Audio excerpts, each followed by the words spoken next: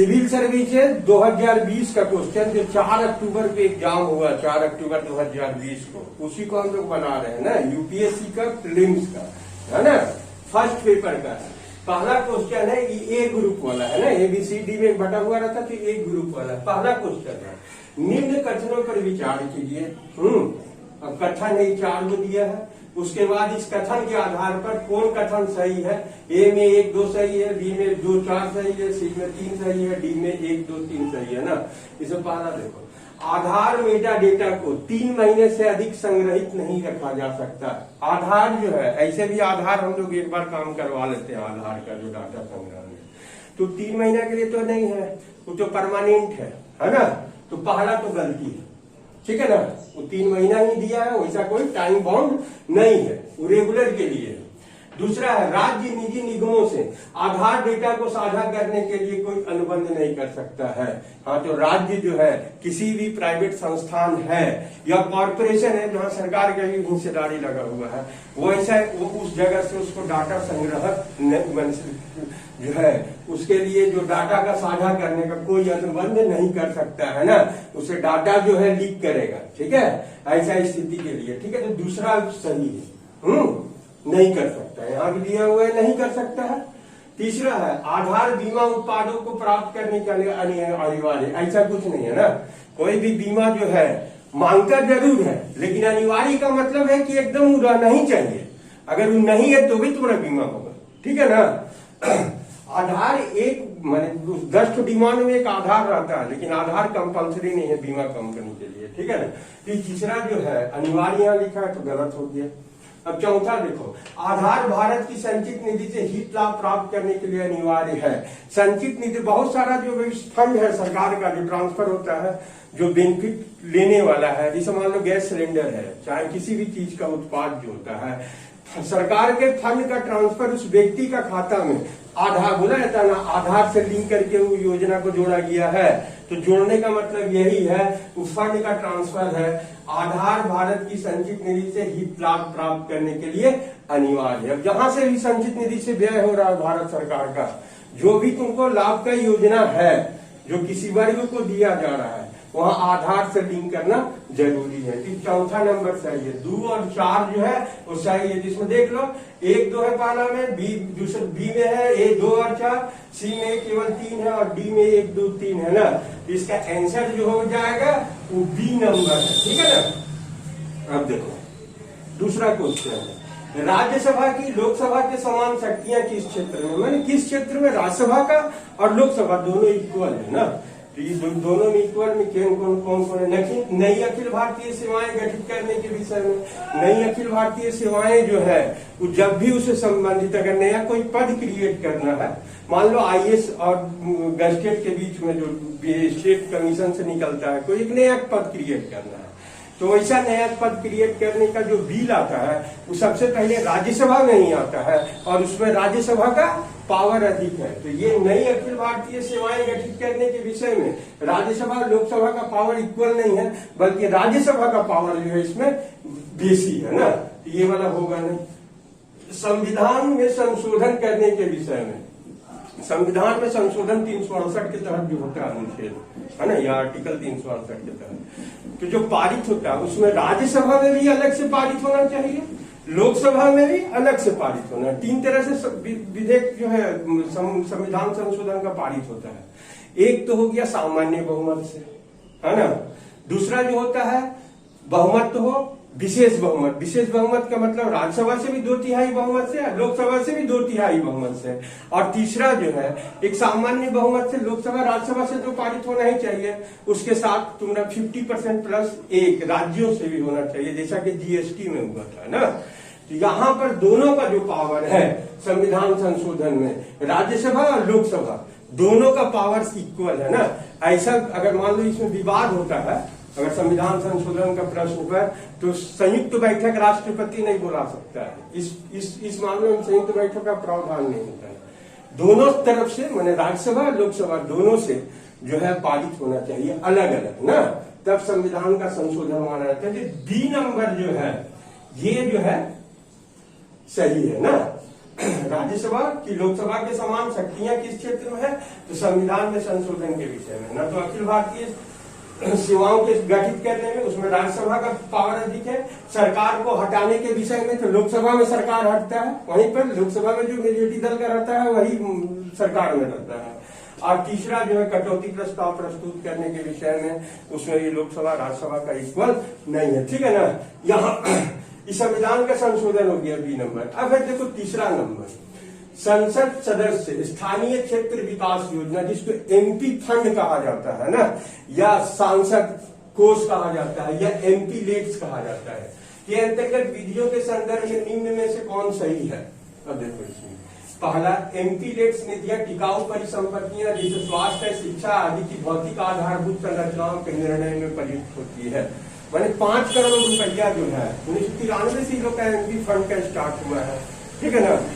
उस समय 5 लाख था, आज एमपी फंड में 5 करोड़ रहता है। एक सांसद हो, चाहे लोकसभा हो चाहे राज्यसभा हो, दोनों का उसका फंड में 5 करोड़ का। फंड का मतलब है उसका पैसा नहीं खाता में जमा करना। फंड का मतलब है पहले से जिला में जो योजनाएं चलते रहती है उसको 25 लाख तक के, एक अगर योजना है तो 25 लाख तक का रिकमेंड जो है वो सांसद कर सकता है।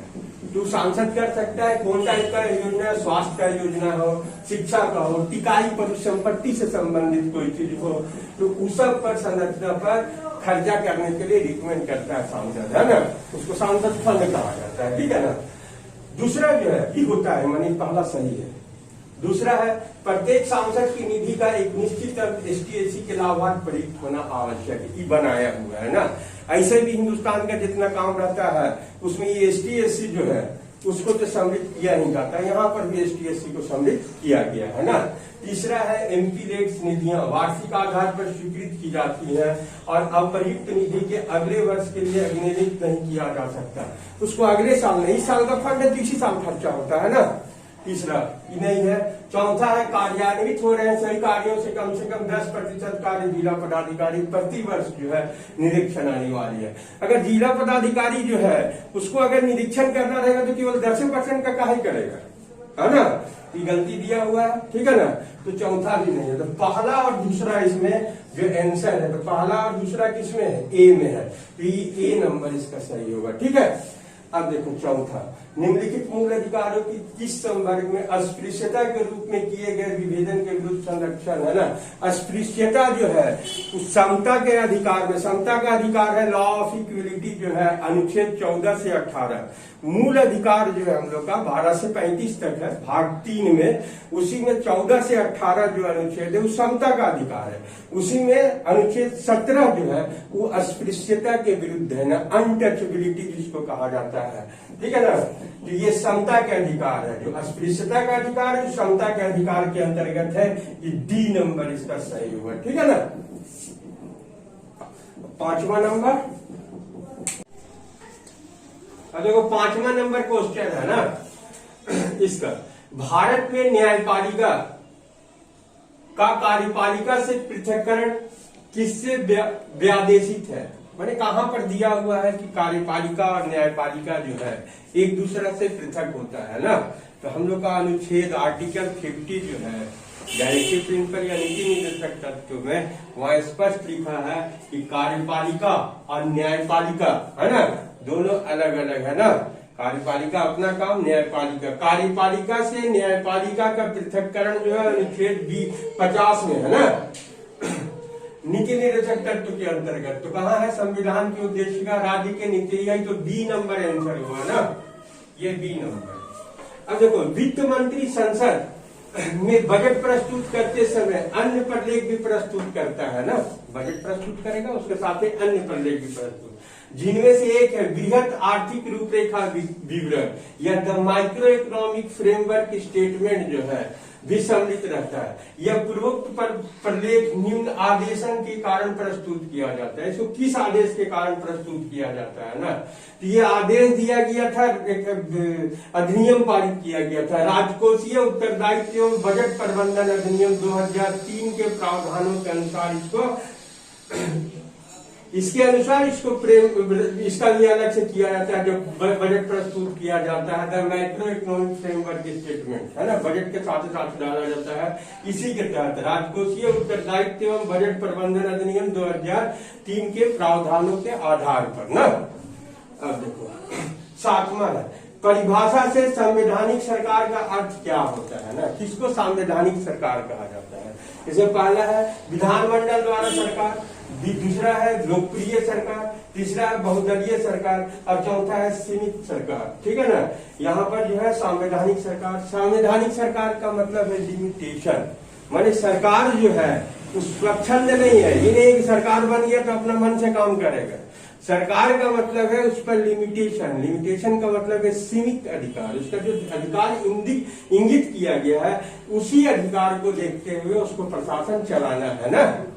ये हो गया कि डी नंबर हो गया सीमित सरकार। अब है 8वां, मूल अधिकारों के अतिरिक्त भारत के संविधान का निम्न में कौन सा भाग मानव अधिकारों की सार्वभौम घोषणा 1948 है ना के सिद्धांतों एवं प्रावधानों को प्रतिबिंबित करता है। मानव अधिकार की सार्वभौम घोषणा है, इंटरनेशनल घोषणा 1948 में किया गया था।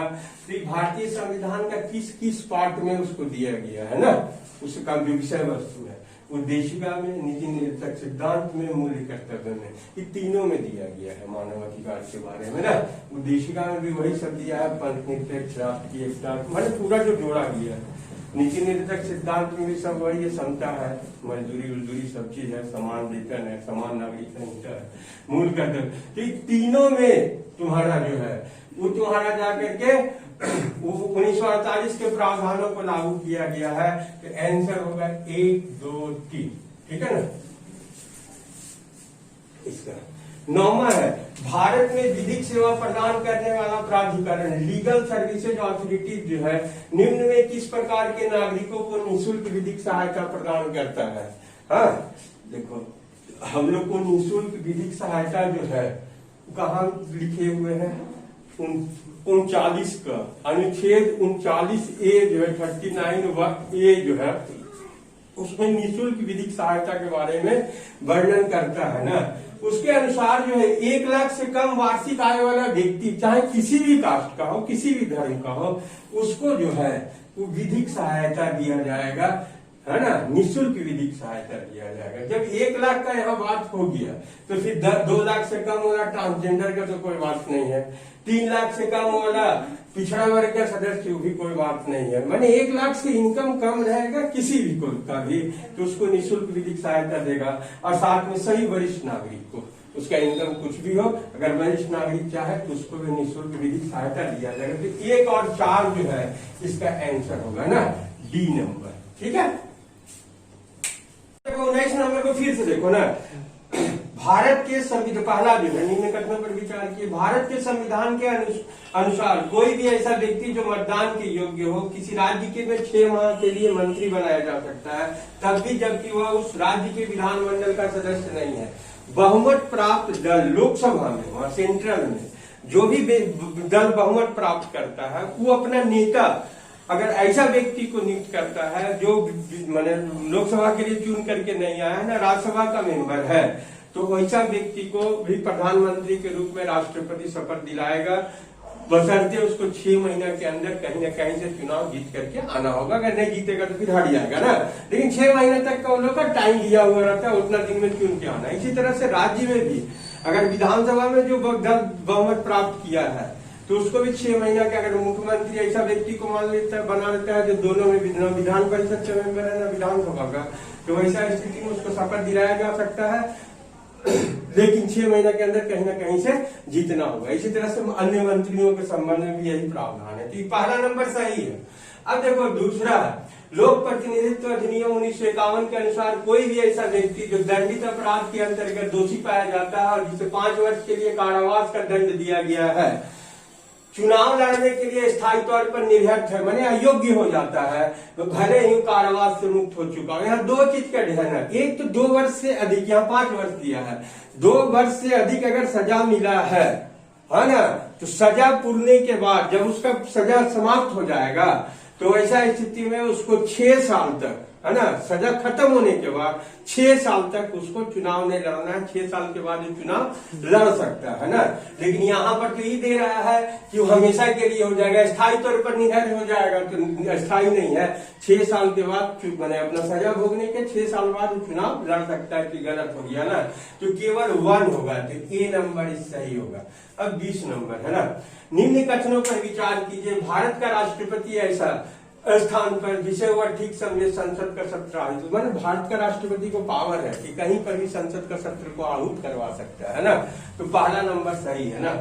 दूसरा जो है, भारत का संविधान 1 वर्ष में संसद के 3 सत्रों का प्रावधान करता है, लेकिन किंतु सभी तीनों सत्र का चलाया जाना अनिवार्य नहीं है ना। भारत का माने 3 सत्र है, मानसून है, ग्रीष्मकालीन है और शीतकालीन सत्र। ये 3 सत्र का प्रावधान है, इतना कम से कम चलना चाहिए, ठीक है ना। लेकिन आपातकाल इस तरह का मान लो कि कोई रेयर कंडीशन है, तब भी नहीं चल सकता। इसे तीनों सत्र को चलाना है, बिना कारण का बंद नहीं कर सकता है सरकार, उसके पीछे कुछ ना कुछ कारण है। तो दूसरा का जो है गलती है ना। तीसरा है, 1 वर्ष में दिनों की कोई न्यूनतम संख्या निर्धारित नहीं है। हाँ, दिनों का न्यूनतम संख्या निर्धारित नहीं है। दिन जो है